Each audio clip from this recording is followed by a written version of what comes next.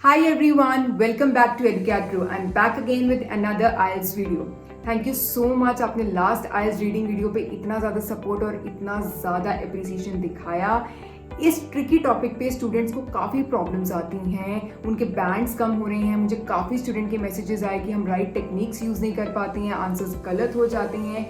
इसी रीज़न की वजह से मैं इस वीडियो के 2 पार्ट्स बना रही हूँ ताकि आपके सारे डाउट्स क्लियर हो जाएं। मैं अपनी टेक्निक्स बताऊंगी जिसे यूज़ करके मेरे आंसर्स हमेशा करेक्ट होते हैं। वोकैबुलरी भी डिस्कस करेंगे। बस मेरी एक छोटी सी रिक्वेस्ट है आप सभी स्टूडेंट से कि अगर आप चाहते हैं कि मैं ऑनलाइन आइल्स रीडिंग की क्लासेस लूँ, प्लीज़ कमेंट डाउन बिलो कि कौन कौन इंटरेस्टेड है। इससे मुझे हेल्प मिलेगी क्लास अरेंज करने में और पता करने में कि कितने स्टूडेंट्स हैं। Let's just start. बहुत सारे टीचर्स और यूट्यूबर्स ये कहते हैं कि रीडिंग पैराग्राफ जल्दी से स्कैन कर लो, फटाफट पढ़ लो ताकि उसका आइडिया ले पाओ। ये स्टेप तभी करो जब आपकी इंग्लिश बहुत ज़्यादा अच्छी है और आप सारी इंफॉर्मेशन याद रख पाते हैं। Otherwise follow these steps. Step number 1, read 1 to 2 paragraphs ताकि आपको थोड़ा सा आइडिया हो जाए कि टॉपिक किस बारे में है। 1 to 2 पैराग्राफ पढ़ने के बाद read the first question. First question का आंसर आपको हमेशा 1 to 2 पैराग्राफ्स के बीच में मिल जाएगा। रीडिंग में टाइम लिमिटेड है, क्वेश्चन पढ़ने के साथ साथ आपको अपना आंसर भी मार्क करना है। Step number 2, find the keywords in your question. अब कीवर्ड्स क्या होते हैं? कीवर्ड्स जैसे नाउन, कोई भी वर्ब, कोई भी एडजेक्टिव, कोई भी डेट, प्लेस या टाइम पीरियड, ऐसा कुछ। उन्हें अंडरलाइन कर लो और फर्स्ट या सेकंड पैराग्राफ में उसे सर्च करो। यहां तक का समझने के लिए एक एग्जांपल देखते हैं। फर्स्ट शॉर्ट पैराग्राफ से ही स्टार्ट करेंगे ताकि आपको कुछ क्लियर होना शुरू हो। आप भी अगर प्रैक्टिस स्टार्ट कर रहे हैं छोटे पैराग्राफ से ही करो। 3 लाइंस का ही है एंड मीनिंग भी काफी सिंपल है जू को लेके। Now let's see the question. London zoo's advertisements are poorly presented. जो भी कीवर्ड्स मुझे लगे मैंने अंडरलाइन कर लिए। फर्स्ट लाइन क्या है? London zoo's advertisements are dishonest, मतलब एड्स झूठ बोलती हैं। एंड क्वेश्चन में लिखा है पुअरली प्रेजेंटेड, उनका प्रेजेंटेशन बहुत खराब है। सच है, झूठ है, डिसऑनेस्ट है, ये पैराग्राफ में लिखा नहीं है। बाकी लाइंस भी पढ़ लेते हैं। Juice made an insignificant contribution.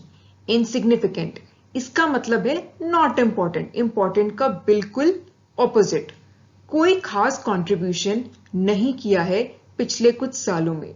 Several programs were held to tackle the issue, all failed.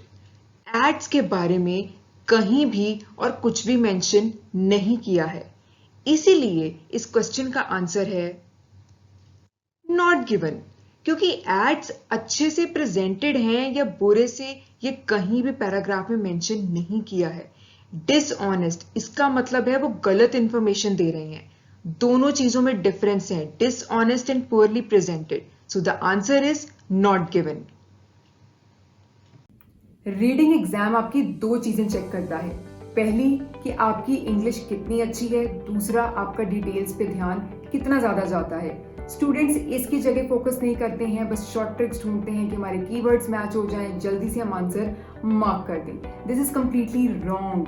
You have to match 100% meaning. Keywords पूरे मैच हों या ना हो, मीनिंग मैच होना चाहिए। ये बात मैंने अपनी पिछली आइल्स रीडिंग वीडियो में भी बताई है, उसके रिलेटेड काफी एग्जाम्पल्स भी डिस्कस किए हैं। I will link that video here और देयर, जरूर देखना। सो अपनी इंग्लिश अंडरस्टैंडिंग अच्छी करो, आपके आंसर्स अपने आप सही होंगे। ट्रू, फॉल्स, नॉट गिवन इसका मतलब सबको पता है। आज की टेस्ट एग्जाम्पल मैंने बहुत ध्यान से सेलेक्ट की है जिससे आपके मैक्सिमम डाउट्स क्लियर हो जाए। Let's just start with the example. Just take 1 minute to read this para. ज्यादा नहीं, सिर्फ 3 लाइन्स हैं। ये फर्स्ट इंट्रोडक्शन पैराग्राफ है एंड बाकी भी इसके रिलेटेड होंगी। इतना आइडिया हो गया है कि बलून्स फेस्ट की बात हो रही है। Let's look at our question. The largest Mars balloon accident ever occurred at the Bristol International Balloon Festa. हमारा पहला स्टेप सेम रहेगा। जो भी इंपॉर्टेंट कीवर्ड लगे अंडरलाइन कर डालो, जैसे मैंने ऑलरेडी किए हैं। लार्जेस्ट बलून एक्सेंट, एक्सेंट का मतलब है rising up and moving in the air, जैसे मास बैलून एक्सेंट, बहुत सारे बैलून्स एक साथ रिलीज किए जाते हैं। काफी सिंपल क्वेश्चन है। Now we will match the keywords in the paragraph underline के लिए, जैसे कि मैंने अभी किए हैं। पैरा में है कि ये इंग्लैंड में होता है, 100 बैलून्स एक साथ लॉन्च भी होते हैं। अब ये event one of the largest in Europe है। सब कीवर्ड्स मैच कर रहे हैं।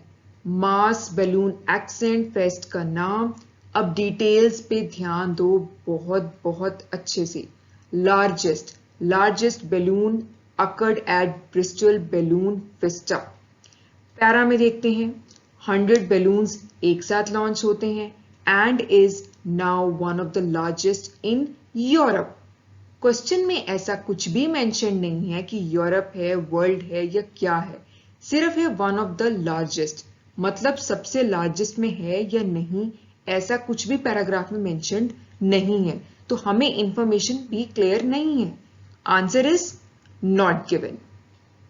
अब जैसे कि इस एग्जाम्पल में सब कीवर्ड्स मैच कर रहे थे, मीनिंग भी ऑलमोस्ट मैच कर रहा था, तो स्टूडेंट्स जल्दी में आके इसका आंसर ट्रू मार्क कर देते हैं, जो कि गलत है। मीनिंग 100% मैच करना चाहिए, तभी ट्रू आंसर होता है। अब ज़रूरी नहीं है कि जो कीवर्ड्स आपको क्वेश्चन में मिला है वही पैराग्राफ में हो। Try to find the synonyms of the keyword. जो सेम चीज़ डिफरेंट वर्ड्स में बोल रहे हो उसे भी ढूंढने की कोशिश करो, क्योंकि हम मीनिंग मैच कर रहे हैं। इसी के रिलेटेड एग्जाम्पल देखते हैं। फिर से शॉर्ट पैराग्राफ दिया है जो जल्दी से समझ में आ जाए। Read the complete lines. और अब क्वेश्चन देखते हैं। You can pause the video और आप अपना आंसर सोच सकते हैं और बाद में वीडियो में चेक भी कर सकते हैं। क्वेश्चन में दिया हुआ है, if the meteorological situation is acceptable, then more than one mass launch of balloons can occur per day. Meteorological heavy word लगता है, राइट? एंड पैराग्राफ में इसका मेंशन कहीं भी नहीं दिया है। स्टूडेंट्स इसे बहुत ही आराम से मार्क कर देते हैं false. Meteorological it means science की वो branch relating to weather, atmosphere या ऐसा कुछ, वेदर को प्रिडिक्ट करना। लास्ट पैरा लाइन में बहुत क्लियर लिखा है, मास लॉन्चेस 2 बार होते हैं सब्जेक्ट टू वेदर कंडीशंस। इसका मतलब है अगर वेदर अलॉट करता है तो 2 हो सकते हैं।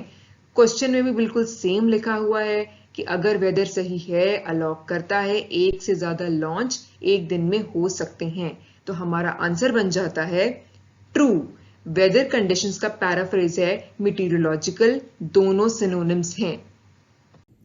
जिसे मीटरोलॉजिकल का मीनिंग आता होगा वो सही आंसर बहुत जल्दी मार्क कर देगा, नहीं आता होगा तो आंसर गलत भी हो सकता है।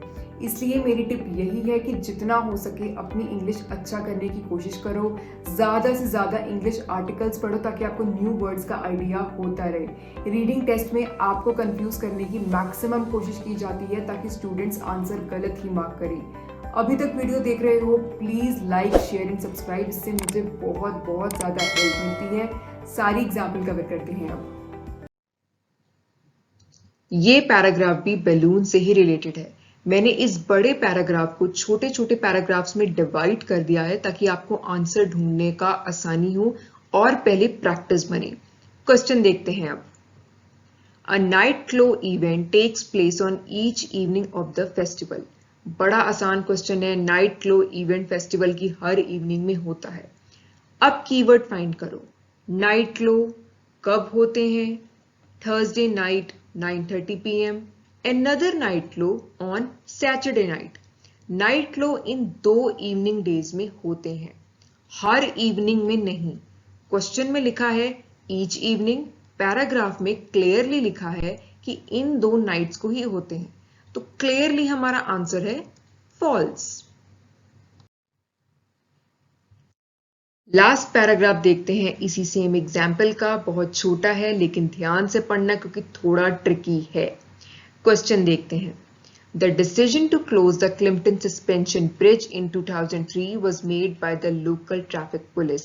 टेक्निक सबको समझ में आ गई है, कीवर्ड्स अंडरलाइन कर लिए हैं। पैरा में लिखा है It was decided to close the bridge to all traffic including pedestrians. Pedestrians का मतलब है जो लोग रोड पे चल रहे हैं, क्रॉस कर रहे हैं। ब्रिज पे ट्रैफिक और लोगों का चलने की वजह से स्ट्रेन ना पड़े, इसलिए ब्रिज को क्लोज किया गया। क्वेश्चन में क्या है?